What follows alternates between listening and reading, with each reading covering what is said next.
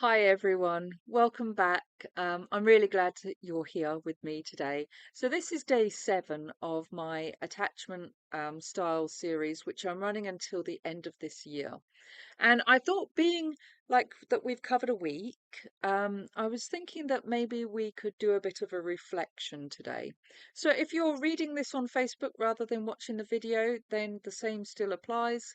But if you're watching the video, then feel free to message or follow or DM me, whatever, um, your thoughts. I would really welcome them.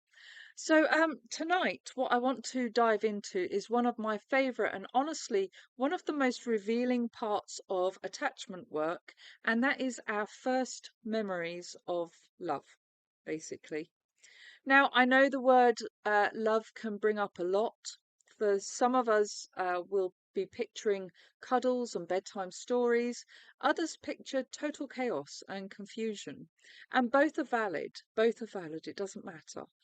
Because how love was shown to us early on is the foundation, that blueprint, if you will, for how we experience connection now as adults. Um, so I want you to think back. What were the earliest messages you got about love? Was it steady? Was it conditional?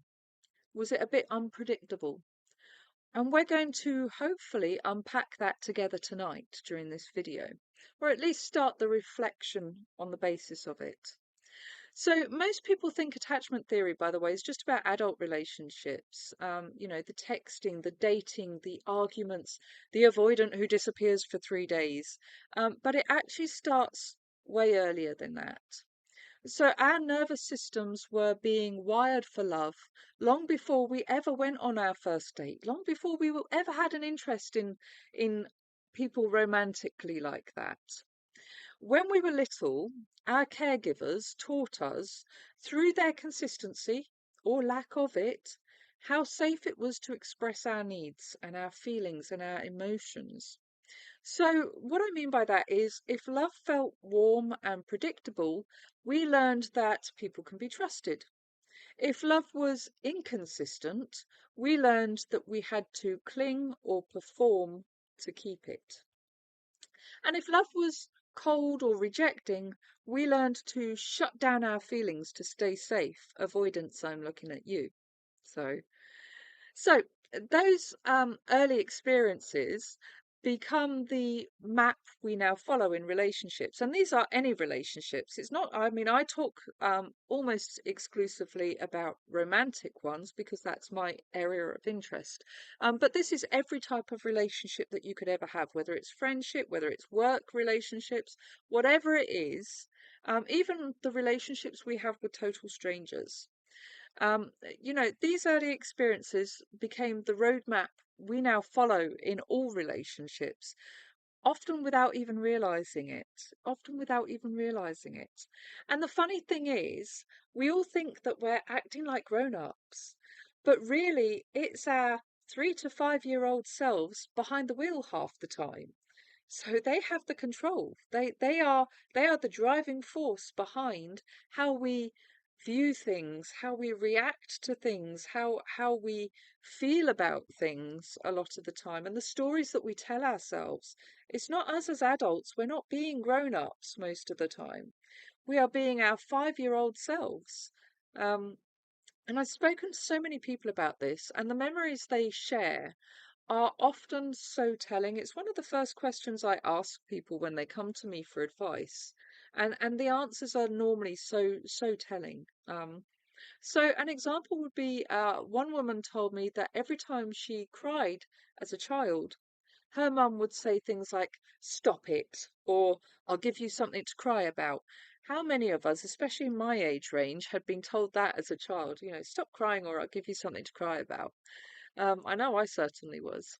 So she learned that expressing emotion wasn't safe. She grew into an adult who keeps everything bottled up, terrified of being too much in her relationships. And for her, it was quite extreme. It was across the board, all relationships of any type.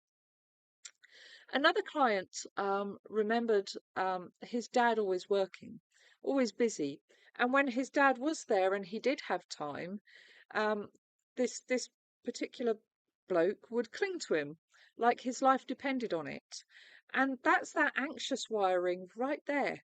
You know, I have to hold on tight or love will simply disappear. It will go away. It will abandon me. And I remember someone else, and she said that in her love, in it, that love in her house was very conditional, very, very conditional, almost to an extreme. If she behaved, got top marks, looked after her siblings, she got affection. If not, she got silence and rejection. So she grew into an overachiever. And we always think this is a wonderful thing to be an overachiever. But actually, underneath it, it always strikes me as something that if you have to overachieve in everything in your life, it's like you're always trying to earn love and approval rather than just accepting that you can receive it. So she grew into an overachiever, always trying to earn love rather than just receiving it. Does this sound familiar to anyone? Because I see so many of us when I'm talking on Zoom or on FaceTime or when I'm talking in person, um, so many of us nodding along when I tell these stories because it probably sounds quite similar to some of the things that you may have experienced as a child. Now, for me personally, and I'll be honest here, I grew up feeling like love was something I had to work really hard for. It wasn't really much of a secret that I was a disappointment. I was the oldest, and I came out without the required parts to be a boy. I was the oldest, and I always felt like I had to make up for the fact that I wasn't what was wanted. Or I didn't feel like I felt like I was a disappointment. Yes, I definitely felt like I was a disappointment. So I was always trying to prove that I was worthy of the love that I should have just received freely. So I was the oldest, as I've mentioned, the responsible one, the fixer, the caregiver. I thought if I could just do enough and be enough and keep everyone happy, then maybe I'd feel safe. Maybe I would feel like I was loved and lovable.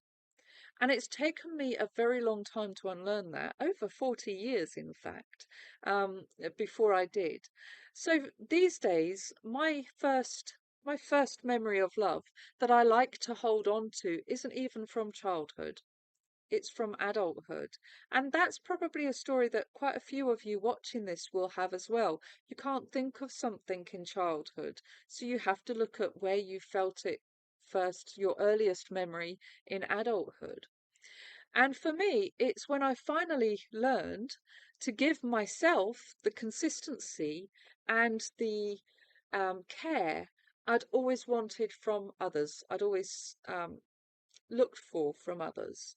So I never really felt that I received it from them. And so I had to finally learn to give it to myself. And that's what healing looks like. Becoming the safe person you always needed. And honestly, I can't even lie. It's a lot less exhausting. It's a lot less exhausting than chasing everyone else for approval.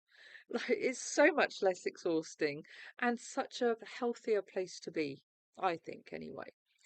So, I want to turn this back to you now, and I would like you to do a little exercise with me right now, if you're able to. Don't worry if you're not, you can come back to it later or do it in bed later on or whatever. And what I want you to do is take a deep breath in through your nose, hold it at the top, and then out through your mouth.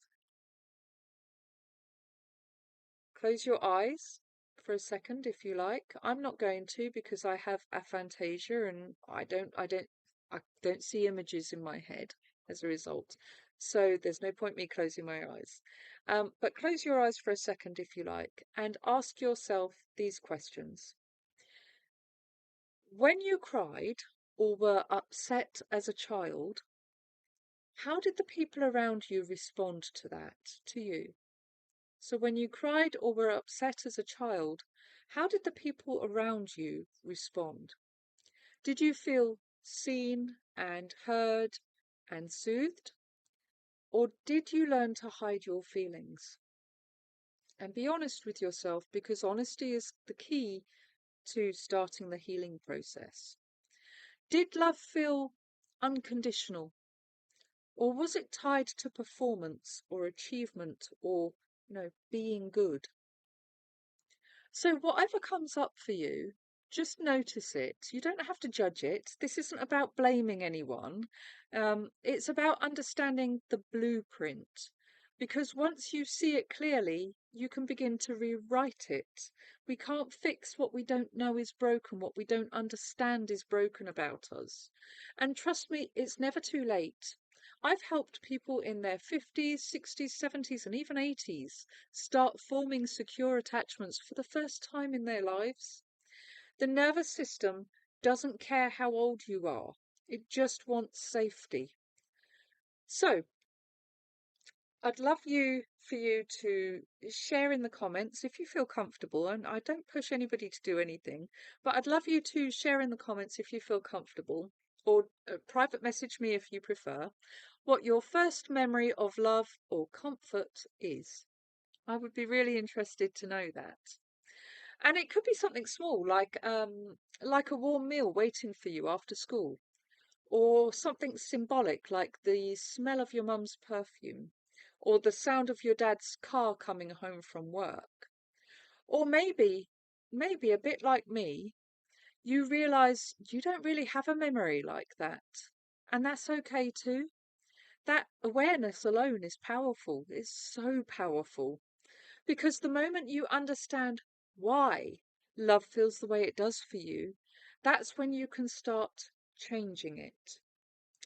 So that's it. That's it. Thank you for spending this time with me tonight. If this resonated with you or if you enjoyed it, please feel free to follow or share your reflections with me or tag a friend who might want to explore this with you as well. And remember, your past shaped your attachment, but it doesn't have to define your future. You can always become the safe place you needed as a child. And over these next few weeks, I'm going to help you to hopefully achieve that. Take care all. Have a great evening. Bye.